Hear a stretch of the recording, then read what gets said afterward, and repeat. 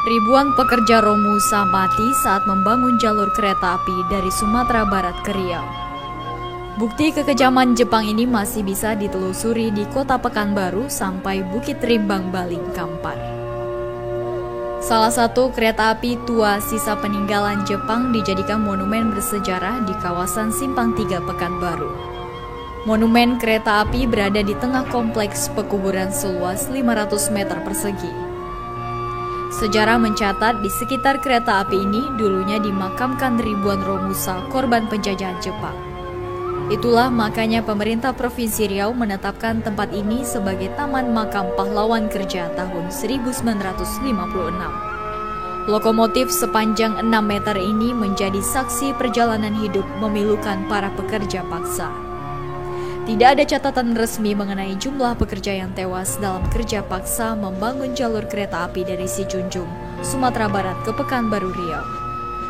Namun, sejarawan dan para peneliti menyebut angka korban meninggal dunia mencapai kisaran ribuan orang.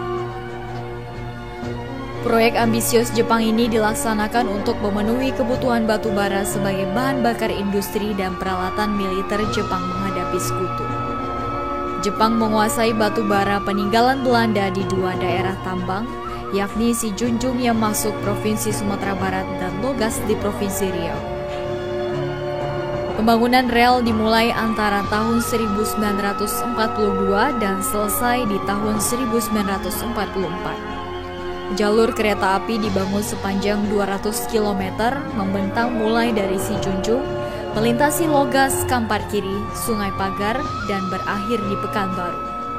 Ironisnya, pembangunan rel kereta api pengangkut batu bara ini memakan banyak korban jiwa. Pekerja dari Jawa dan penduduk asli dipaksa membuat jalur kereta api tanpa upah. Pekerja yang sakit pun dibiarkan tanpa perawatan medis sehingga banyak pribumi meninggal dunia di tengah hutan.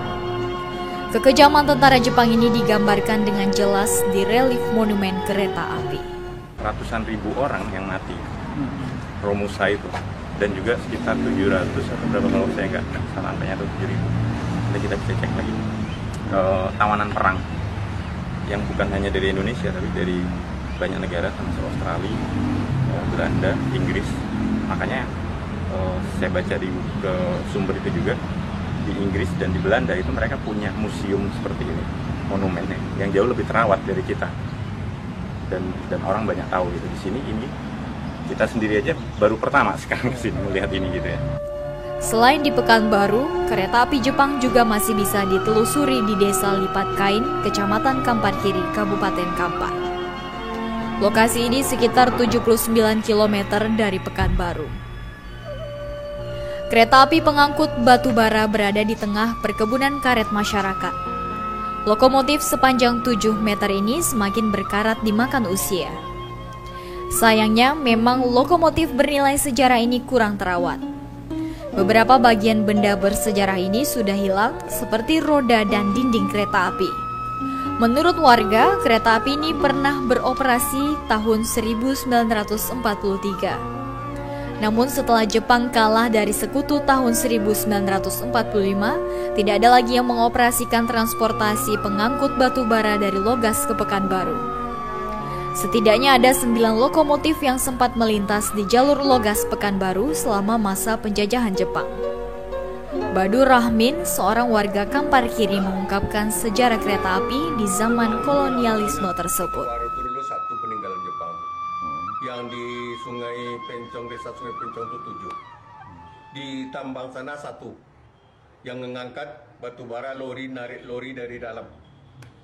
Itu ada tuh lokomotif kecil, spesial tuh mengangkat lori bermuatan batu bara itu ditarik dari dalam sana tuh keluar nih. Warga menceritakan pembantaian yang dilakukan tentara Jepang saat itu menelan banyak korban jiwa. Hingga kini tidak diketahui di mana makam Romusa yang mati di Desa Kampar Kiri.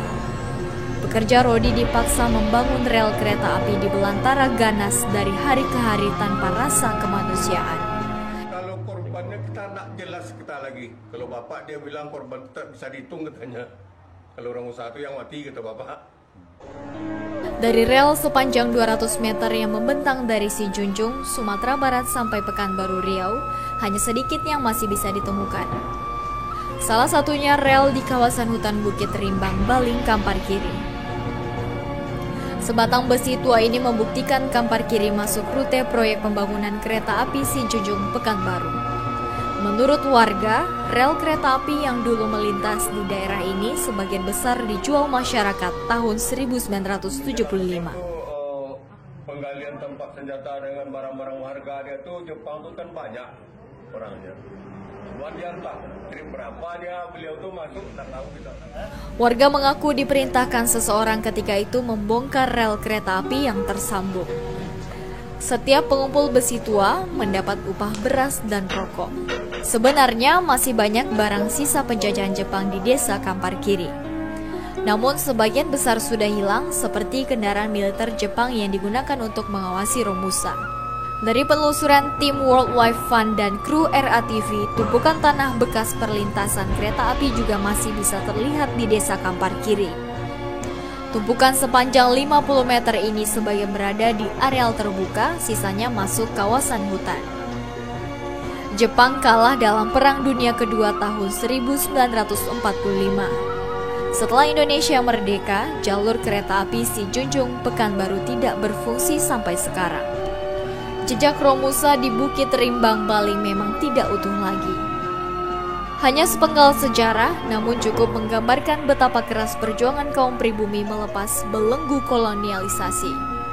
Dari belantara Sumatera di ketinggian 400 kaki ini, sekelumit perjalanan kelam Republik ini dilukiskan.